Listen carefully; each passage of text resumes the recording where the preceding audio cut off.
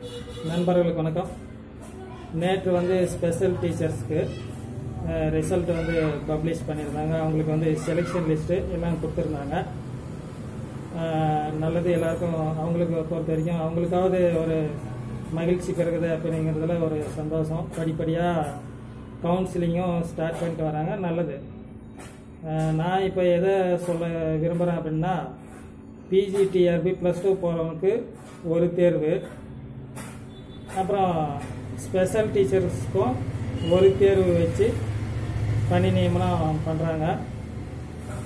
8வது வரைக்கும் போகிறவங்களுக்கு அந்த ஸ்பெஷல் டீச்சர்ஸ்க்கும் ஒரு தேர்வு, +2 போகிறவங்களுக்கும் ஒரு தேர்வு, எலிமெண்ட்ரி ஸ்கூலுக்கு அதாவது 5வது வரைக்கும் போகிறவங்களுக்கு ஆசிரியர்களுக்கு 2 தேர்வு.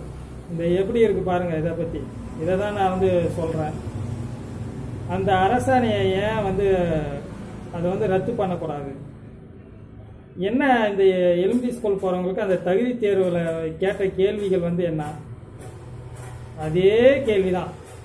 அதே தமிழ், அறிவியல், சமூக அறிவியல், கணிதம், உளவியல் எல்லாத்திலையும் சேர்த்து 30 கேள்வியாக கிட்டத்தட்ட 150 கேள்வி. இதுக்கு மேலே போட்டி தேர்வுன்னு அப்படின்னு வச்சு என்ன கேள்வி கேட்க முடியும்? புதிதாக என்ன கேள்வி கேட்க முடியும்? அதே டெட்டில் கேட்கப்பட்ட கேள்வியை தான் இன்னொரு தேர்வு வச்சாலும் கேட்க முடியும். 5வது போகிற 5வது வரைக்கும் சொல்லிக் கொடுக்குற போகிற ஆசிரியருக்கு 2 தேர்வுங்கிறது வந்து இதெல்லாம் எந்த விதத்தில் வந்து நியாயமாகும்? சரி, போட்டிகள் அதிகமாகிடுச்சு, தகுதி தேர்வில் தேர்ச்சி பெற்றவங்க அதிக பேர் ஆயிட்டாங்க அப்படின்னா அதுக்கு யார் காரணம்? இத்தனை ஆண்டு காலம் நியமனம் பண்ணாததுனால தானே அதிக ஆட்கள் தகுதி தேர்வில் வச்சு நீங்களே வச்சு அதிக ஆட்களை வந்து தேர்வு செஞ்சுருக்க. அதுக்கு யார் பொறுப்பு? காலதாமதம் ஆகிறதுக்கு தேர்வர்கள் பொறுப்பாக முடியுமா? தேர்வர்கள் பொறுப்பாக முடியாது. நியமனம் செய்யாதது அரசாங்கத்துடைய தவறு, கடந்த ஆட்சியாளர்கள் செய்த தவறு. முறையான அரசாணையை முறையாக பின்பற்றாதது கடந்த ஆட்சியோட தவறு.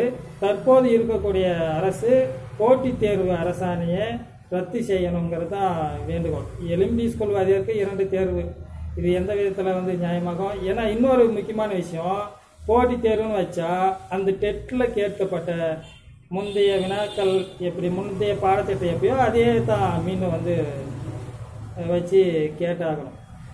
வேறு புதுசாக ஒன்றும் கேட்க முடியாது. ஸ்பெஷல் டீச்சர்ஸ்க்கும் ஒரு எக்ஸாம் தானே வைக்கிறீங்க, பிஜிடிஆர்பிக்கும் ஒரு எக்ஸாம் தானே வைக்கிறீங்க. இப்போது மேலே போக போக அவங்களுக்கெல்லாம் ஒரு தேர்வு, கீழே இறங்க 2 தேர்வு. எப்படி இது? எந்த விதத்தில் வந்து இது நியாயமாகும்? இது வந்து காலத்தை கடக்கிறதுக்கான ஒரு செயல். காலத்தை கடக்கிறதுக்கு எந்த விதத்தில்ங்கிறது நியாயம்ங்கிறது தெரில. நான் இந்த வீடியோ போட்டதுக்கு வந்து முக்கியமான காரணம் இதுதான்.